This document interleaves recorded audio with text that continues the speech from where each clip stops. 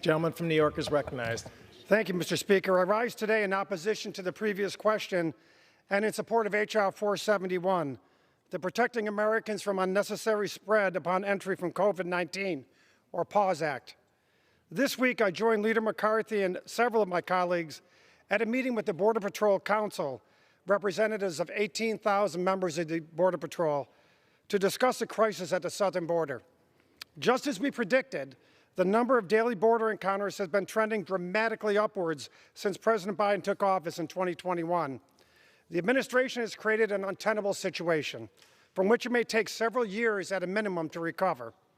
The irresponsible decision to roll back Title 42 Public Health Authority, the halting of border wall construction, the lack of support for frontline law enforcement personnel, the undermining of the migrant protection protocols, and the total absence of a long-term border security plan of any sort have only made matters worse.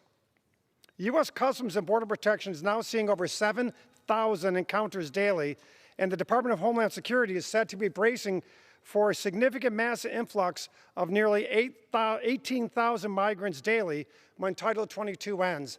That is absolutely an untenable situation.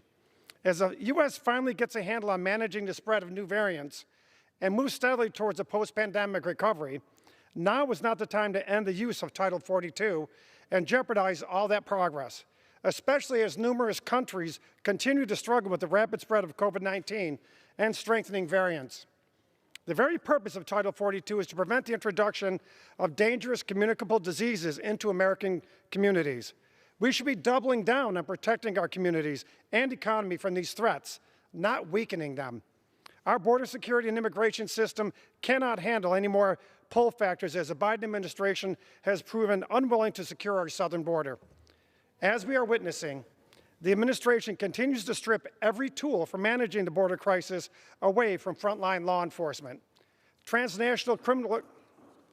30 seconds. Gentleman's recognized for an additional 30 seconds. Transnational criminal organizations and drug cartels are taking full advantage by highlighting the weak border security posture of the administration while profiting from this crisis.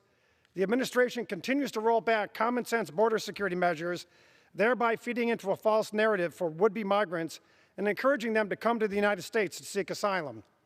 Many migrants who make this dangerous journey to the United States will not be eligible under the federal law for asylum, forcing them to seek other ways to enter the United States. We know for a fact that cartels control who crosses the U.S.-Mexico border. They charge migrants exorbitant fees, knowing that some will never be able to repay, leading many of the migrants only one option: to work off their fees. An additional 30. Gentleman's recognized for an additional 30 seconds. This work often leads them into a trafficking situation here in the United States.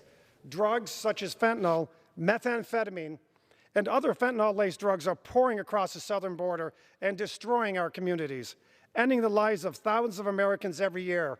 This year alone, more than 100,000 Americans died of a drug overdoses for the first time. That's directly related to the border.